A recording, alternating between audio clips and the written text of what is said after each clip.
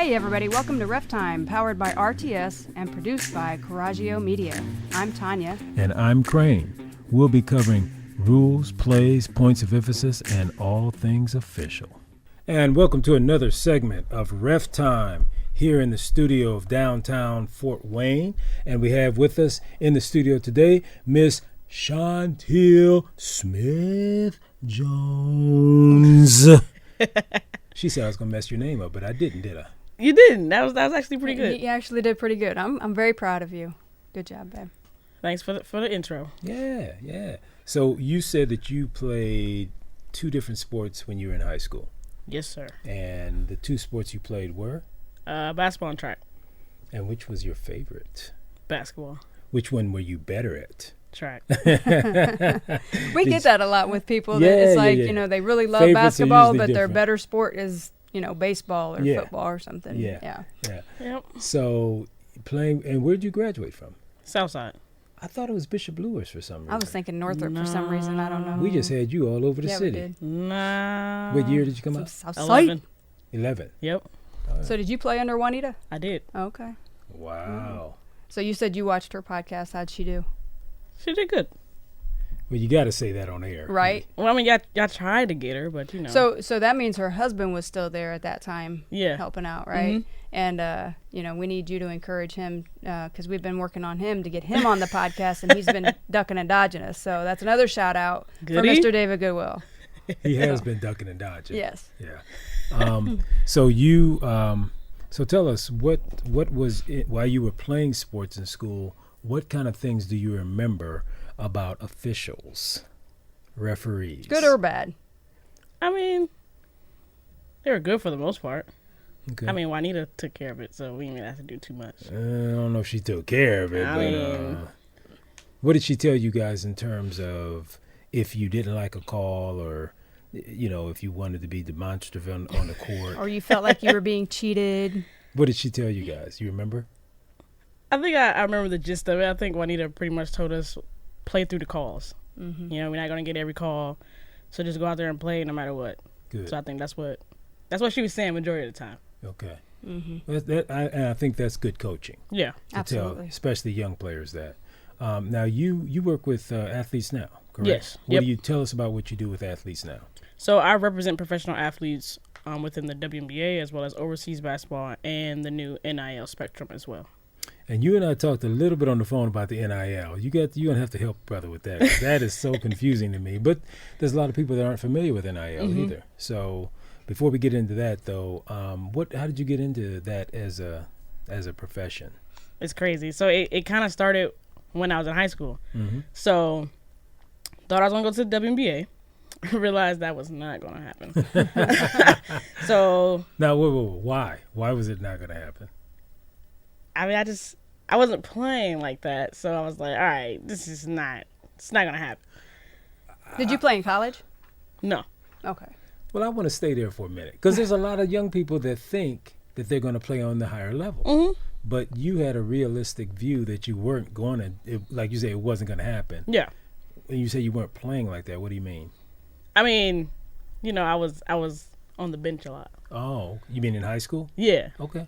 For varsity, I would say. Okay. Yeah.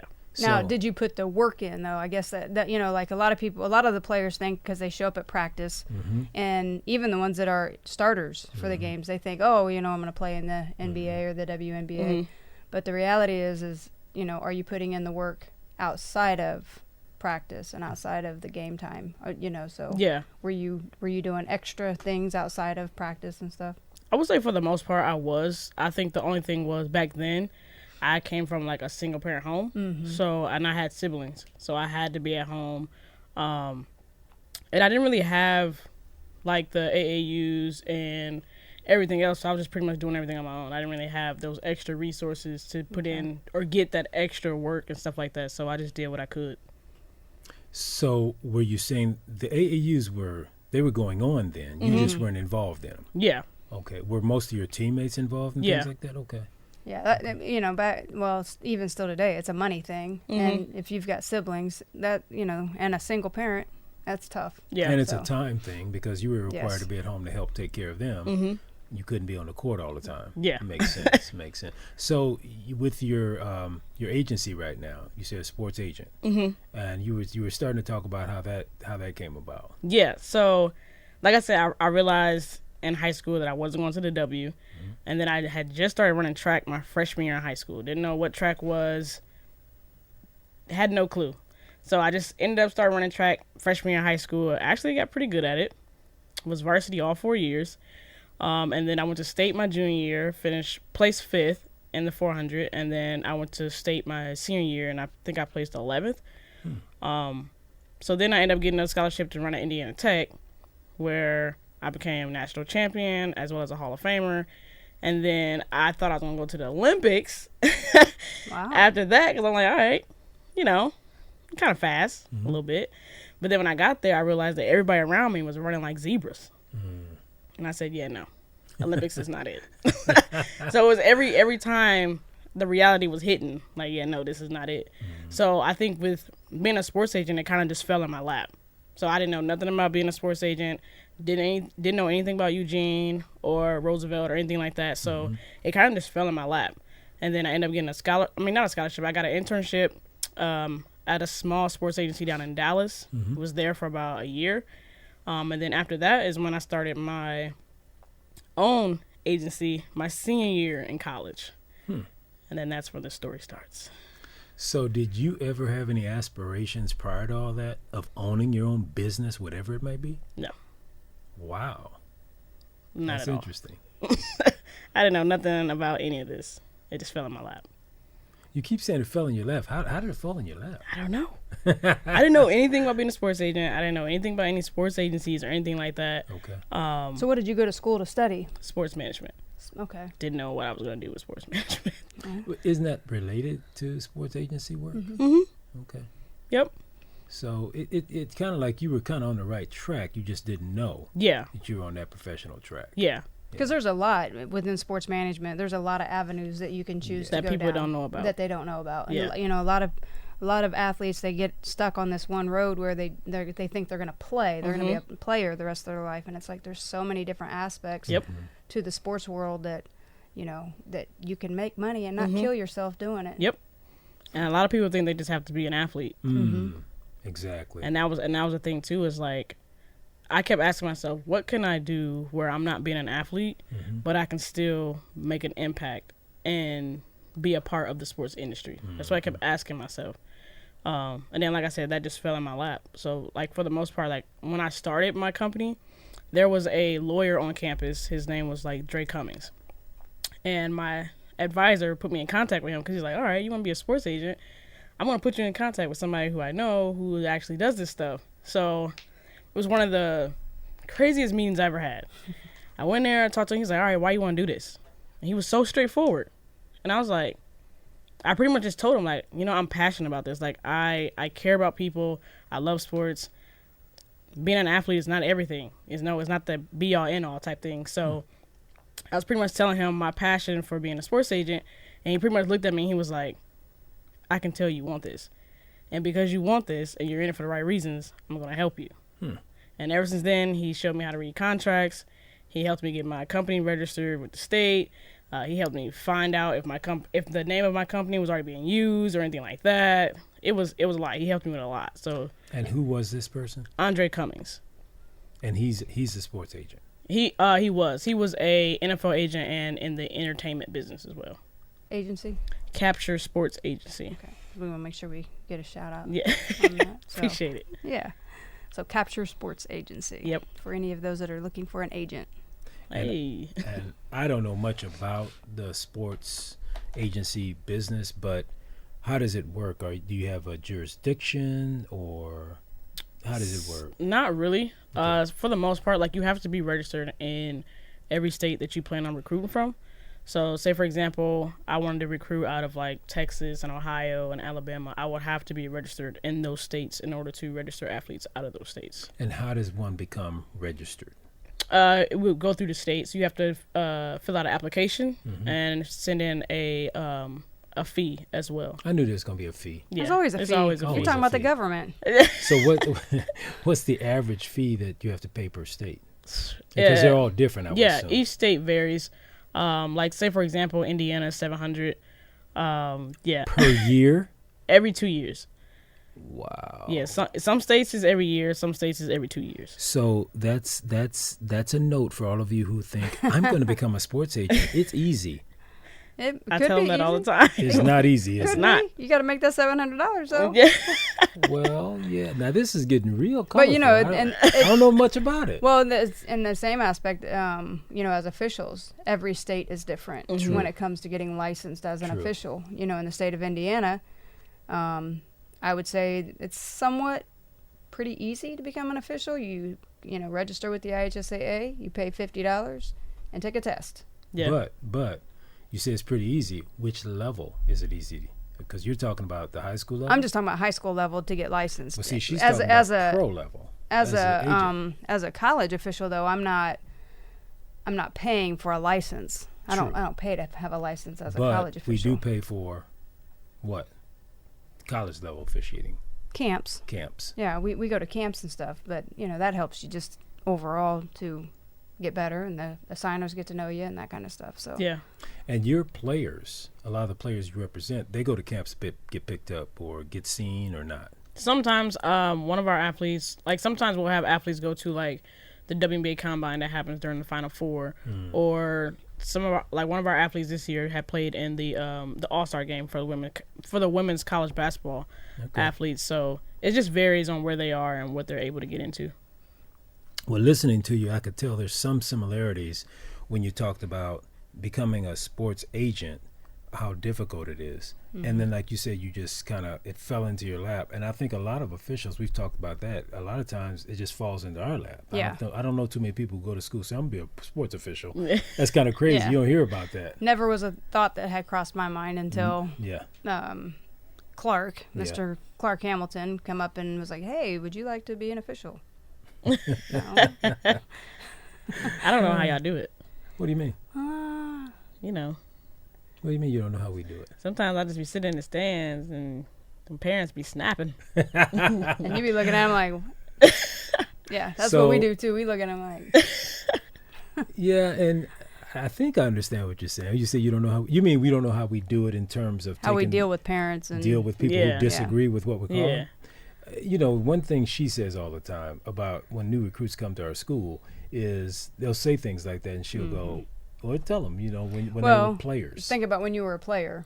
Yeah. When you played ball, fans were yelling, coaches were yelling at you. Did you really hear them? Not really. Right, because you're focused. Right, you're focused on what you're doing. You're focused on making sure you're in the spot that Juanita told you to be in with that pick, and you know you set the right, you know, whatever. Well, the same thing with us. Like, we get really focused on what we're supposed to be doing. You know, we're there to do a job. I really don't care what the people in the stands are saying. Although, there are times where there are one or two that really want to be noticed. And yes, we do notice them. And sometimes we ask them to watch the game from their car. Or the highlight film. The highlight film. Courtesy to Summit City Sports. Yes. That's right. So, That's right. yeah, so, you know, it's just one of those things. You just get out there and you're just kind of focused on what we're supposed to be doing. And, you know, like this past weekend, we had 5 games, which we haven't done 5 games in a while. So we're out there, we're doing 5 games. And for the most part, we didn't have any issues. I heard one parent, because it was out of Sport 1 and the parents sit at the end. And this one parent didn't like a travel call that I called on one of the girls. Well, she gets a, what do you say? She gets a hesitation. I didn't know what that meant. I didn't engage with him. I just kind of laughed because I'm like, a hesitation? I don't know what sport you're watching. I think for the most part, with the travel, I don't know what a hesitation. Okay.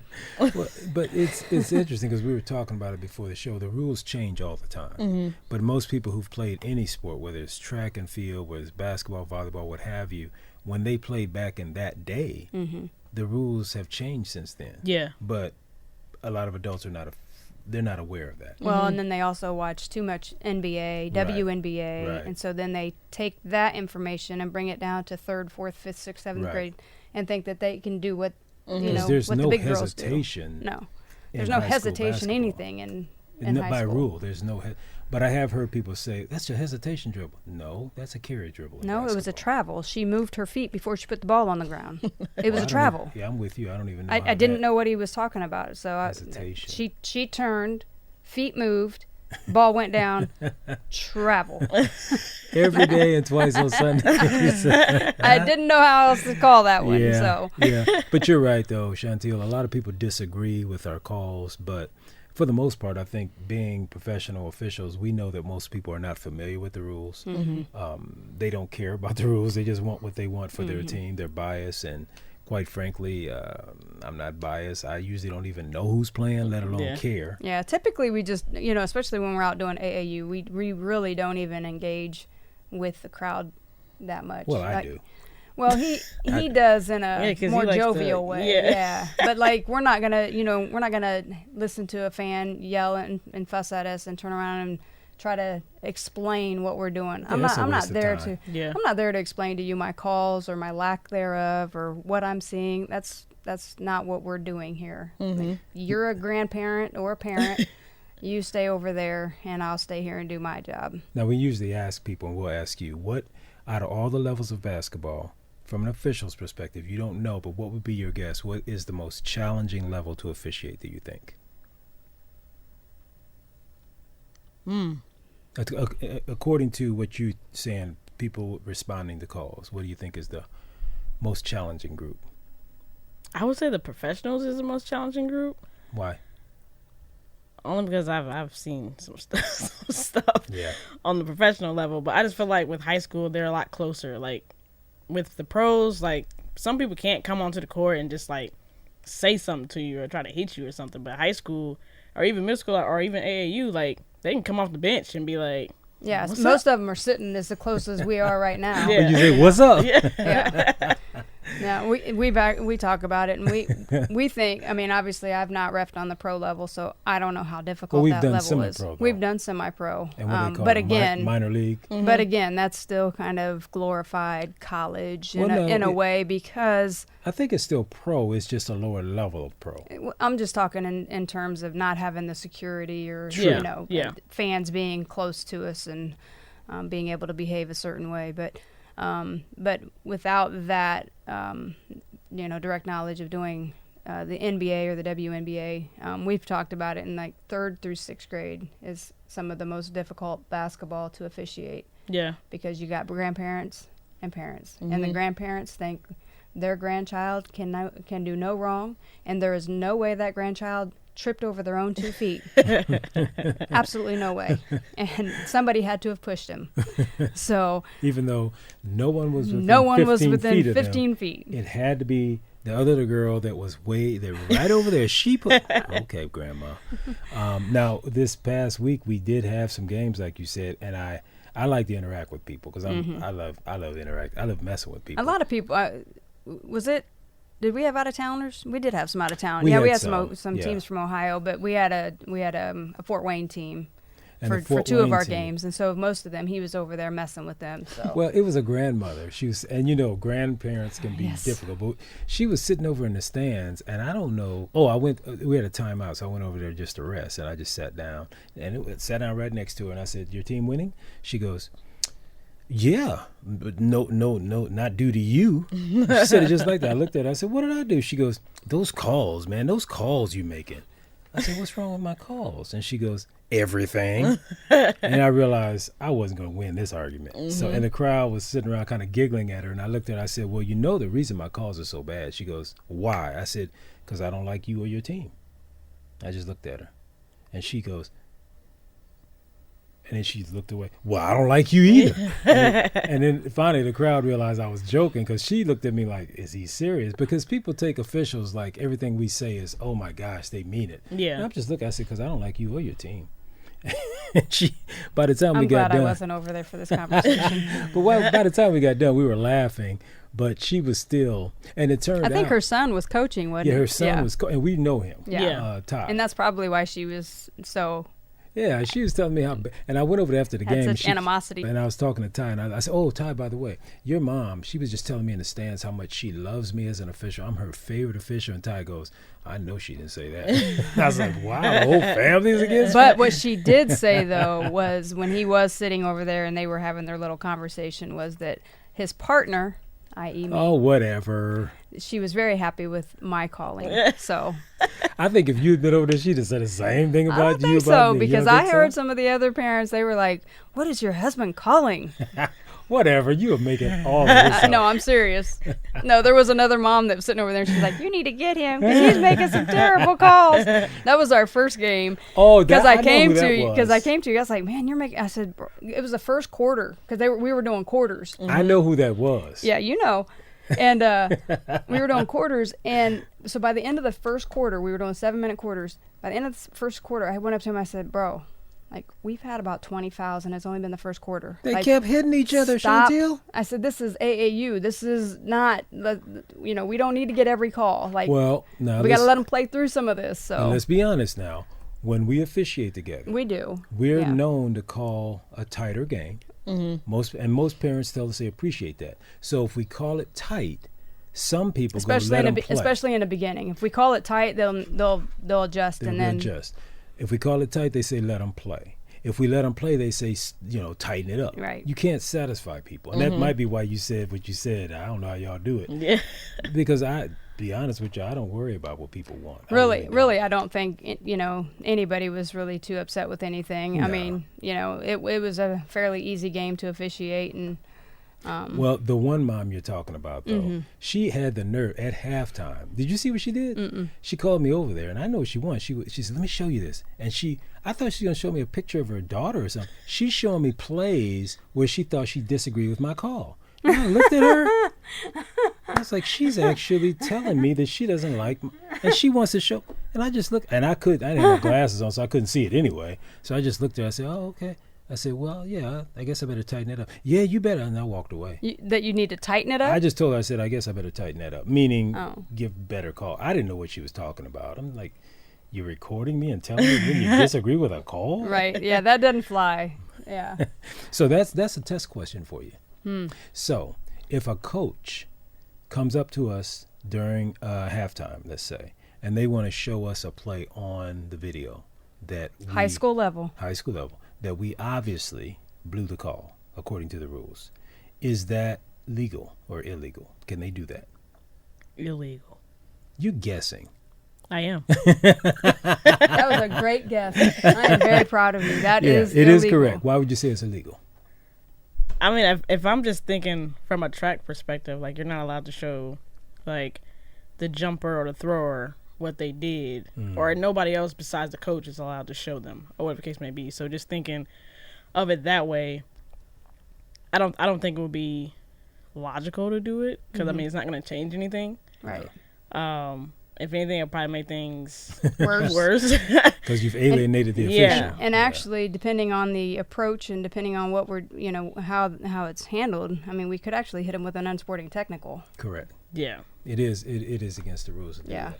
that. Now they can use it, as you at coaching and track, you can use it for your own reasons and show your team And show your Yeah. players, yeah. Yeah. But you can't do it to oppose a call. Yeah. Or to sway, to sway Right, try to things. sway us. So, So yeah. in- Because you're in- right. It's not going to change it. Because Yeah. the call's already been made, and we don't go by video in high school, so we have no So- replay. So in your capacity of, now you say you are a track coach or you have been.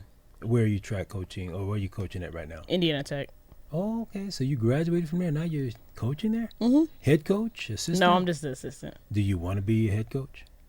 Well, That hesitation No. is something else. I don't. Okay. But a lot of people have brought it up to me. Okay. But I'm cool where I'm at. Now, how does that flow with what you do with your As a agent. yes, as an agent? There's no conflict there. Not really, only because with NIL, like I tell the athletes all the time, they're like, "Are you going to represent me for NIL?" And I say, "No, I can't, because I'm your coach, and I don't want any conflict of interest. The only thing I can do is pretty much just lead them in the right direction. That's all I can do. So there's really nothing there. I mean, I'm not certified with USATF at all, so it's like unmarked territory. Okay. Now, you mentioned NIL a couple of times. Tell us what that is and how old it is, what it means, and all that good stuff. Yeah, so NIL is name, image, and likeness. Started in 2021, July 1st of 2021, which just means that college athletes and some high school athletes, depending on what state they're in, are allowed to make money off of their name, their image, and their likeness. Give me an example. So we'll use, say for example, one of my clients, Diamond Johnson, who was at NC State, ended up getting a trading card deal for Topps.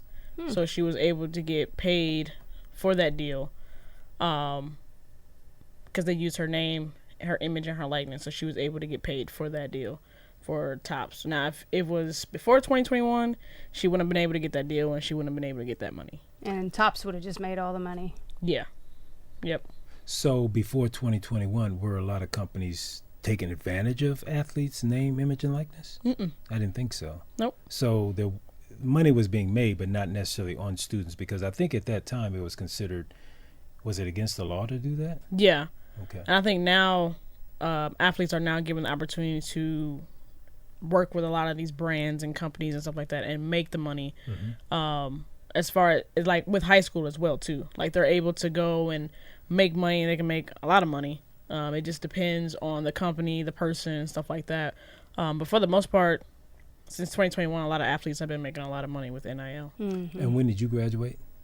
From college? Yes. 2015. So could you could have made money back? No, you couldn't have, because it was before 2021. So how you feel about that? Wish you could just rewind it a little bit. Because in track you could have made some money. You did pretty good in track, and they would have been interested in representing you or using you to represent them, I guess. Yeah. Wow. Yeah. So you feel kind of salty about this, don't you? Nah, not really. Not really. I mean, I could have used it a little bit, but a couple mil. You could have used a couple mil. Just a little bit. How would that have worked then? If let's say they put that in place in 2014, how would that have, you think, impacted what you were doing? I think it still would have been the same, only because of the level.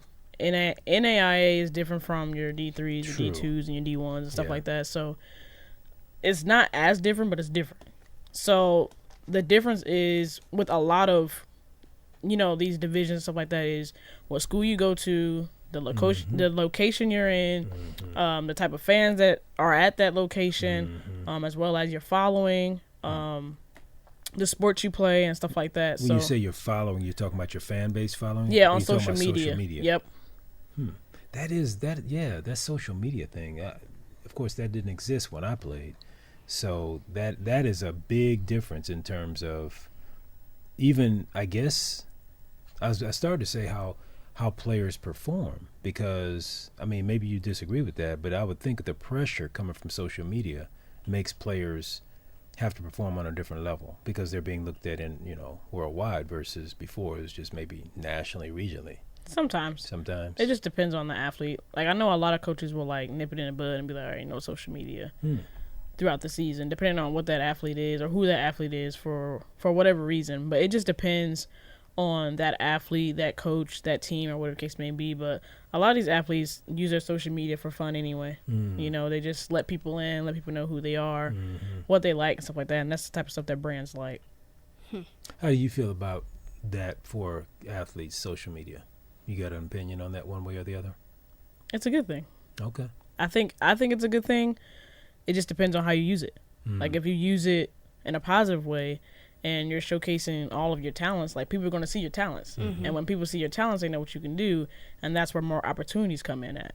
Whereas if you're using it for all the negative reasons and you're trolling people, you're bullying people, or whatever the case may be, it's not going to get you anywhere for the most part. So I feel like as long as people use social media the right way, it can be beneficial. Has social media has that been a big part of your business development? Okay. So I have a weird question, because we're going to go back to officiating a little bit. Do you have any... That's why we're here. That is part. Do you have any... can you think back when you played basketball? Do you have any pet peeves or anything that you can think of that officials called or didn't call that kind of, you kind of question, like, what is going on, Like we know Mr. Crane used to call the carry dribble a lot, but not in girls because girls didn't do it back then, but as much. But I don't know. Like, I can't even remember. Mm-hmm. Like, I will say there was one call that happened. I think we were playing lures, and I was playing really good defense, right? And the girl steps out of bounds and then comes back in, and I'm just like, she had the ball? Yeah. And I'm like, y'all didn't see that? She had to go around me to shoot it, but she was out of bounds. And I'm just like, all right, whatever. But I was a little salty because she scored it on me, but she was out of bounds first. But I mean, I just feel like, was he the one reffing? Oh, here we go. I don't think so. Here we go. I don't think it was him. It was a long time ago. You don't think it was him? Yeah. You're supposed to say it definitely was not him. Well, I mean, you're talking, Well, it was quite a while ago. Come on, Chauntiel, you're killing me here. Come on, you gotta. Well, when we did do that Balling for Unity game, he tried to, like, kick me out of the game. I'm like, my nail broke. I'm bleeding. I'm coaching. He said, "You're not coaching. Sit down." I said, "What's going on here?" That was the first time That I is really the wanted biggest to, like, fish story when was I've this? ever heard. This This is not a real story. Yes, it is. I don't even remember. What are you talking about? What happened? Where were we at? We were at the YMCA. Which one? When was it? How long ago? Last It was year? October. Oh, this past. Yeah. Oh, you were just whatever. See now. Was I there? No. Okay. We had some recruits out there, and she was. Okay. Oh my goodness, she was over there just acting up. He was being a bully. No, she wanted me to throw her out because she wanted to go home and eat some chicken. Is what it was. She was like, I'm hungry. Can you throw me out, please? I'm like, no. If I gotta stay, you gotta stay. Wow. Well, if your story's gonna get big, mine's gotta be No, bigger. that one was not it. Chicken. Fish. You rather be fish?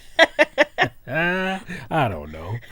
I like want chicken. some Mexican food. I know you do. So, Chauntiel, we're from here. What's next on your? I mean, where's your company going? New Heights. New Heights. Yes. This is the year of the open door, What does that mean? or opened doors, I should say. Okay. Meaning we're making a lot of opportunities. Like, we're in the process of trying to create events here in Fort Wayne, because there's no events here for people who are in sports, if you think about it. Like, there's no women in sports events, there's no sports marketing events, there's a lot. It's just not anything sports related that brings us all together on all levels, from a middle school, high school, college, and a professional level, all in one setting. And I feel like that's what we need, especially in Fort Wayne. With us being such a sports city, we need that. And I feel like we don't have that enough. And I feel like we're not tapping into the smaller areas where a lot of the sports are at, meaning the south sides, the north side, stuff like that, and bringing everybody together. So I feel like that's something that we're trying to do as well as trying to bring in more interns who are in the Fort Wayne area who want to be a sports agent and learn the business. So teach them how to do it early, so that they know whether or not they want to do it or not. And then just going from there, trying to get into other sports and stuff like that. Do you feel the best opportunity for people to become a sports agent is if they do have a background of sports management? Not really. Okay. I know a lot of people who come from totally different backgrounds. It could be marketing, it could be communications, it could be graphic design, or whatever the case may be, and they'll go from one spot and end up in sports, and they're like, sports was not on my radar, but this is where it led me. So it just depends on what people are passionate about and what they like for the most part. So what is one quality one must have to be a sports agent? You gotta have thick skin. To fend off what? Everybody. Not officials. You don't have to fend off officials. Well, not you. But I mean, but for the most part, like being in this industry, it's hard. You know, you're gonna have a lot of people that say you can't do this, you're too young to do this, you're a female, you can't do this, you're black, you can't do this, and you have to be able to be like, I don't care what you say. You're not gonna stop me, you're not gonna move me from where I'm going, and you can keep throwing as much as you want at me, but that's not gonna stop me from where God has me going. So that's one thing that I know that I have got a lot.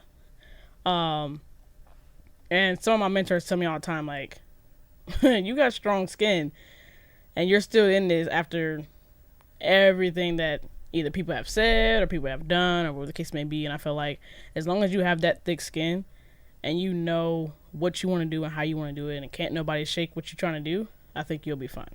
And how long have you been doing it? For about 11 years. Wow. I didn't realize you've been in it that long. Mm-hmm. Because I started my company in 2015. I had my internship in 2014. Wow. So if a person wanted to become a sports agent, what's the first thing they should do? Find an internship. Okay. Find somebody to mentor you and study under? Mm-hmm. And then tell me, and I don't know if I may have asked this, what basically does a sports agent do? What's the basis of what you do? A lot. I mean, at the end of the day, it kind of just depends on the relationship you have with the athlete. But a lot of times you're being a parent. Sometimes you're being a sister or a brother, or you're being a mentor, or you're being that agent, or you're being that person that's guiding them, or whatever the case may be. But you're negotiating their contracts. You're making sure that, you know, they're keeping their head on straight and they're not doing anything crazy. Like you're pretty much being a parent with like a higher authority type thing. Like you're a friend, you're a mentor, you're a lawyer, you're a financial advisor. You're pretty much everything that the athlete needs plus more. It sounds like you're working with a lot of really young athletes. And so they need all that because they haven't been out there, especially in the sports world. And we all three know the sports world can eat you alive. So have you had any agent or any clients who have brought you any stories of conflicts they've had with officials on whatever level they're on? Not really. Not really? Not really for the most part. A lot of them, their coaches handle it Okay. more than anything. But I mean, with watching the game, sometimes we'll see like some of the athletes or some of our clients will just be like, you know, they'll do the hand gestures or something like that, but they won't say too much. And how many sports do you represent as an agent? 3. Well, the WNBA and then overseas basketball, and then NIL is just all of it. Oh, okay. So all of your clients deal with NIL now? For the most part, yeah. We have one athlete right now that's overseas. Or we're trying to get overseas for the most part. She just graduated this year. And that's going to be in professional women's basketball? Mm-hmm. Okay. How many clients do you have altogether? 7. 7? Okay. And so do you have an aspiration of how many you want to achieve, or you just want to go and get as many as you can? For the most part, I mean, we want to have at least 20. By when? It's 24. Probably by like 26. And then the goal is for us to be one of the biggest sports agencies here, not only in Fort Wayne, but nationally as well. And how big is the biggest one? I mean, what kind of whale are you going after? Really big. How many clients would you say they have? The biggest. And where are they located? LA, New probably York? about 100. I would have thought they'd had more, but they're probably big ticket. Yeah. So where are they at? In New York, LA? LA, New York. Some of them are overseas too. Okay. Wow, that's a lofty goal. That is. And RefTime show is going to help you get there. When everybody sees, be like, "Oh, she was on RefTime. We got to get her." Well, I don't know because she's already been exposed to like 30 other podcasts, so she's but out there. You know which one she's is big the time. numero uno. So, have you thought about doing your own podcast? We actually do have our own podcast. Oh, what is it called? It's called Capturing the Game, which goes along with Is it capture sports. in the game? Capturing Capturing the game. Okay, Capturing the game. Yep, and then it's like the game within the game. Okay. So we've had, I don't know if you know Lee Steinberg. He was, you know the movie Jerry Maguire? Yes. That movie was based off of him. Oh, So we had him on that's the where podcast. I've heard that name before. Yeah. Okay. Oh, wow. Yeah. You've had the man and the one they based a movie off of? We got a long way to go. We got to grow up here, I know. Tanya. Our show is still an infant. Yeah, we How long- gotta get some big names on here. Well, we got a big name. I mean, on. We you know, got a we gotta big get, name. I'm sorry, we had- got to get more big names on Yeah, here. you've had some already. Not as big as this one. What you mean? You've had several people before me. Name one bigger than you. I'm just a small fish. In the Name one. I only watched 2. So who the two you watch? Juanita and Bruce, I think. Bruce? Oh, okay. okay. Yeah, well, he was a recent one. Yep. Yeah. So you knew Bruce. He was a recent release. Yes, Yeah. yes. Yeah. So that's the thing. Now, your podcast, how long has it been operating? 2 years, I believe. We took a break a little bit. Okay. But it's been up for 2 years. We've had a few people that's in the sports industry Okay. that I've met along the way on the podcast. And is yours based out of Fort Wayne as well? Mm-hmm. You have your own studio at home? In my office. Okay. Nice. Okay. Where's your office at? At home. Okay. Yep. Yeah. Cool. Well, our office at home too. We Yeah. understand. Yep. We understand. Yep. But we don't have our show hosted there. Maybe we need to Not get a room. Well, we'll see. Hey. I don't know. This studio's already set up. Yeah, I know. One less headache. That's true. Yeah. Because running a podcast it's a lot of work. Yes, it is. It is. It is. You had some test questions for her. Well, I did, but you already asked her one, and We asked her you know, one, and she got it right. We got to stump her. I No, don't no, know no. if I can stump her. Well, we don't have any for track and field. I We see. probably couldn't stump her there. Oh, she's about to try and pick All the right. hardest one. I'm gonna pick an easy one. Okay, while she's looking, I'm gonna. I've already test got her. it. I've already got a Wow, question. okay. You know, She shut me down. I did. because you know, she's got time obligations, and you know, we need to. So She didn't have anywhere to go. all right, this is true or false. Oh God, You said you wanted true or false. 50-50. those All are right. the worst ones. To obtain an initial legal guarding position on a stationary opponent without the ball, no time or distance is required. You like being a defensive player? Easy one for you. That's false. To obtain, Wait. let me read it again. To obtain an initial legal guarding position on a stationary opponent without the ball, Okay, no time or distance is required. true. Is that your final answer? I feel like I'm on Jeopardy, or whichever one. True. True, false, true, false, true, false. Yes, it is true. And I'll give those people that want to know the rule reference on it. If you have a rule book at home, it's rule reference 4. If they have a rule book at yeah, home. if you have a rule book at home, it is Wow. reference. It is rule number 4, She said if you have a rule book at section how many of you, 23, okay, talk to us. How many of you got a article rule book at home? 4A. There you go. Article 4A. But that's the way our rules read. Yeah, we Article have 4. sections, articles, We have notes. notes. What is some other ones? Oh my gosh, Addendums. I mean, I don't know. everything. A's, At first, B's, I thought C's. you were talking about, like, say if the athlete is coming off of a screen. Mm-hmm. That's what I thought you were talking about. Right. But you said stationary, so I'm like, Yeah. okay. That makes All sense. right, you get to pick one. So Oh, we you got have another question? Yeah, she got one more. Just pick one. I don't know what you got out of there. Why you I'm reaching sorry. in so slow, like you all scared or Because- something? See, we do this every show, so if you haven't been watching the show, you probably don't know We the don't do answer. it every show. Well, Almost. that's true. Not all shows. Because we just started it. I want to say, Are you gonna read it out loud? Gotta read it out loud. Come on. So everybody know if you got it right or wrong. Let's go. She tried to sneak that in, didn't she? okay, it says, is it okay for the team members on the bench to yell during the opposite team's free throw shots? I'll say false.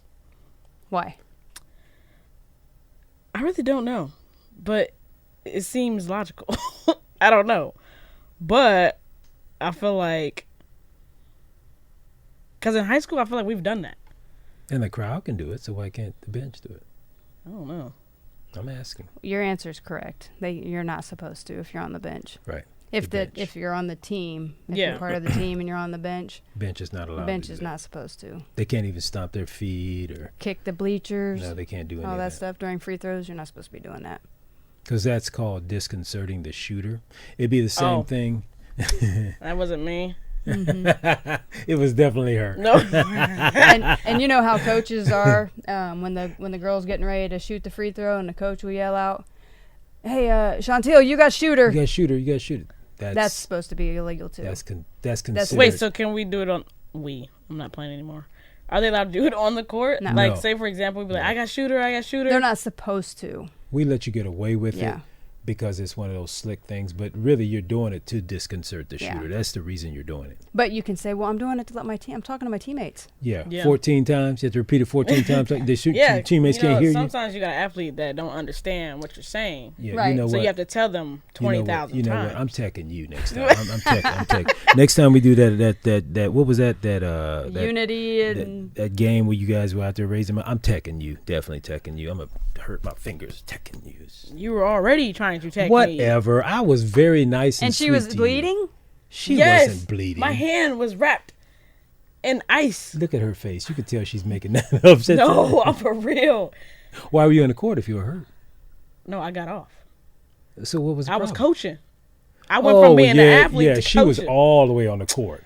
She What? was about 7 feet out on the court. No, that's not. I had to put her in her place. I was like, if you don't get yourself back over there in that coach's box. And she's like, ain't no coach's box. Oh, you getting ready to get a tech, girlfriend. I don't remember what happened. We can't just let him out in public all the time. I'm sorry. true. I But when you try. do, this is what you get. All right. So- do you have any other questions, comments, or concerns for Ms. Well, Chauntiel? I'm And Ms. not Chauntiel, do you have any questions, comments, or concerns? I'm sorry. for anything that he's- Don't apologize for me. I mean, I would say I do have an NIL ebook out. Okay. So if anybody wants to, NIL ebook. Mhm. Okay. if anybody wants to purchase it or anything, it's I out think there. I heard when you were on Okay. Mike Ayers' show. I thought I heard you. Mhm. You had released it then too. Yep. Yeah, because I think I watched when you were a guest on his show. Mm-hmm. Yeah, and Mike's been on our show too. Oh, okay. Mhm. He hasn't invited us on his, but okay. That's okay. We We'll let weren't that invited go. on hers either, so Yeah. it's okay. Not yet. We Yeah, what? we haven't I done mean, you know. that. I noticed that. Oh you my But know. anyway, goodness. all Okay, right. moving So we're right gonna along. we're gonna wrap up here and just to remind Yeah, people we'll wrap up since I can't get um, on anybody else's show. We'll let for that any go. of those that are interested in becoming basketball or volleyball officials, you can always check out our website, reftrainingschool.com. RefTrainingschool.com. We are currently in the process of doing a volleyball class right now. We will have updated classes. Hopefully by the time you see this podcast, they'll already be released. Yes, ma'am. And then also please check out Hoosier3on3.com Hoosier3on3.com. for our upcoming Hoosier 3-on-3 tournament at You like how that sounds, Turnstone, don't you? July 12th. And that is for Very grades 3 through 12. We have all different divisions, and it's also boys and girls included. Again, that's Hoosier3on3.com. Hoosier3on3.com. You like that, Chauntiel? Why not? Cause you're like whispering it in my ear. Well, That's weird. I want you to remember it. I was going to remember it. She said it. What did she say? Hoosier3on3.com. You got to whisper it. No. All right, folks. Well, thank you for joining us. We had another good time with Miss Chauntiel, and I want to encourage you to go to, what's your website? CaptureSportsAgency.com. CaptureSportsAgency.com. You like it when I did it that time, No. didn't you? Yes, you did. No. So I should stop doing it? Stop whispering. It's not going to happen. Oh, okay. Yeah, he's done That's it not like gonna a happen. number of shows. I'm sorry. Yeah, you probably just zoned out when he got to that part. Probably so. Yeah, Yeah, well, I referee the same way, and it's not going to change. people zone out on They it. zone out on me out there, too. All right, folks, well, thanks for joining us for another segment of Ref Time. We'll be back again in another week with another famous person in the studio like Miss Chauntiel. Thanks for joining us. Seriously, it's great having you on. Had a great time. Yes, sir. All Thank right. you very much. Yes, Take ma'am. care, everybody. We'll talk to you soon. Thanks again for listening to Ref Time, powered by RefTrainingschool.com and Hoosier3on3.com. Produced by Coraggio Media, Ref Time is recorded in WELT Studios in beautiful downtown Fort Wayne, Indiana. To join RTS, visit reftrainingschool.com. Please like, subscribe, and share with your friends. Until next time.